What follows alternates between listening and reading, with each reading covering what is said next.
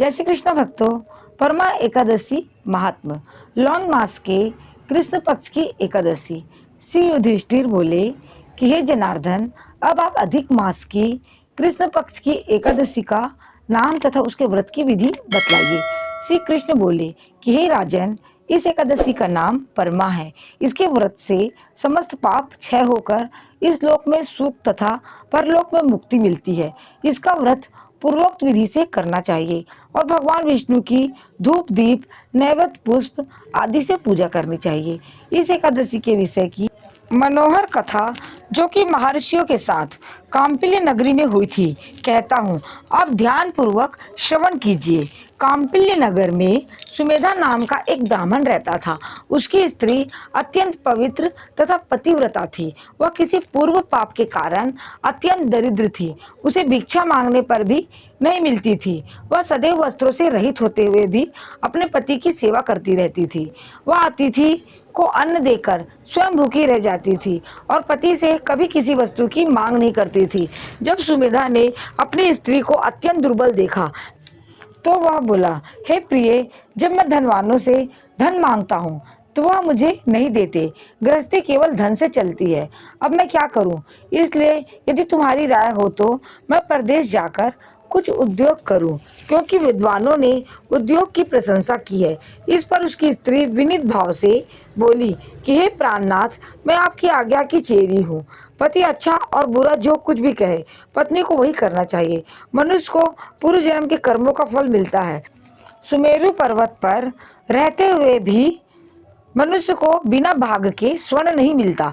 पूर्व जन्म में जो मनुष्य विद्या और भूमि दान करते हैं उन्हें इस जन्म में विद्या और भूमि मिलती है। विधाता ने भाग्य में जो कुछ लिखा है वह टाले से नहीं टलता। यदि कोई मनुष्य दान नहीं करता तो भगवान उसे केवल अन्न ही देते हैं। इसलिए आपको इसी स्थान पर रहना चाहिए, क्योंकि मैं आपके वियोग नहीं सह सकती। पति बगैर स्त्री की संसार में माता पिता भाई ससुर तथा संबंधी निंदा करते हैं। इसीलिए हे प्राणनाथ, आपको उसी स्थान पर रहना चाहिए। एक समय कौंडिन्य मुनि उस जगह आए। उनको आते देखकर सुमेधा सहित स्त्री ने प्रणाम किया और बोले, हम आज धन्य हैं। आज हमारा जीवन आपके दर्शन से सफल हुआ। उन्होंने उसको आसन तथा भोजन दिया। भोजन देने के पश्चात पतिव्रता बोली कि हे मुनि, आप मुझे दरिद्रता नष्ट करने की विधि बतलाइए। मैंने अपने पति को परदेश में धन कमाने से जाने से रोका है, अतः आप हमारी दरिद्रता नष्ट करने के लिए किसी व्रत को बतलाइए। इस पर कौंडिन्य मुनि बोले कि मल मास की कृष्ण पक्ष की परमा एकादशी के व्रत से समस्त पाप ताप दुख और दरिद्रता नष्ट हो जाते हैं।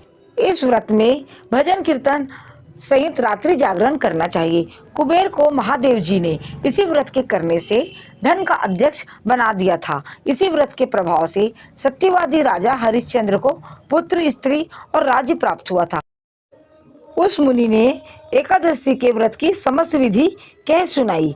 यह मुनि फिर बोले कि हे ब्राह्मणी, पंचरात्रि व्रत इससे भी अधिक उत्तम है। परमा एकादशी के दिन प्रातः काल नित्य कर्म से निवृत्त होकर विधि पूर्वक 5 दिन तक निर्जल व्रत करते हैं। वे अपने माता पिता और स्त्री सहित स्वर्ग लोक को जाते हैं। जो 5 दिन तक संध्या को भोजन करते हैं वे स्वर्ग को जाते हैं। जो मनुष्य स्नान करके 5 दिन तक ब्राह्मणों को भोजन कराते हैं उन्हें समस्त संसार के भोजन कराने का फल मिलता है।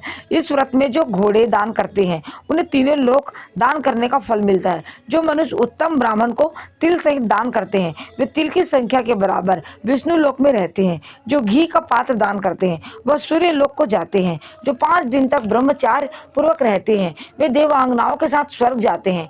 ब्राह्मणी, तुम अपने पति के साथ इसी व्रत को करो, उससे तुम्हें सिद्धि प्राप्त होगी और अंत में स्वर्ग की प्राप्ति होगी। कौंडिन्य मुनि के कहे अनुसार उन्होंने परमा एकादशी का 5 दिन तक व्रत किया। व्रत समाप्त होने पर उसने देखा कि राजकुमार उसके सामने खड़े हैं।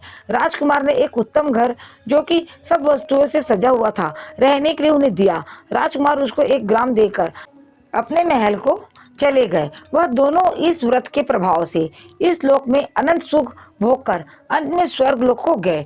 श्री कृष्ण ने कहा, हे राजन, जो मनुष्य परमा एकादशी का व्रत करता है उसे समस्त तीर्थों व यज्ञों आदि का फल मिलता है। जिस प्रकार संसार में 2 पैरों वाले में ब्राह्मण, 4 पैरों वालों में गौ, देवताओं में इंद्र श्रेष्ठ है, उसी प्रकार मासों में अधिक मास सर्वश्रेष्ठ है। इस महीने में पंचरात्रि अत्यंत पुण्य देने वाली है। इस महीने में पद्मनी और परमा एकादशी भी श्रेष्ठ है। उनके व्रत में समस्त पाप नष्ट हो जाते हैं। अतः दुर्बल मनुष्य को एक व्रत जरूर करना चाहिए। जो मनुष्य अधिक मास स्नान तथा एकादशी व्रत नहीं करता उन्हें आत्महत्या का पाप लगता है। यह मनुष्य योनि बड़े पुण्य से मिलती है, इसलिए मनुष्य को एकादशी का व्रत अवश्य करना चाहिए। ये युधिष्ठिर, जो आपने पूछा था सो मैंने आपको बतला दिया। अब आप इस व्रत को भक्ति सहित कीजिए। जो मनुष्य अधिक मास की परमा एकादशी का व्रत करते हैं इंद्र के समान सुखों को भोगते हुए तीनों लोकों में वंदनीय होते हैं। जय श्री कृष्णा। बोलो वृंदावन बिहारी लाल की जय। प्यारे भक्तों, यदि आपको हमारी कथा अच्छी लगी हो तो प्लीज़ लाइक, शेयर और सब्सक्राइब जरूर करिए और साथ में हमें कमेंट करके जरूर बताइए। जय श्री कृष्णा।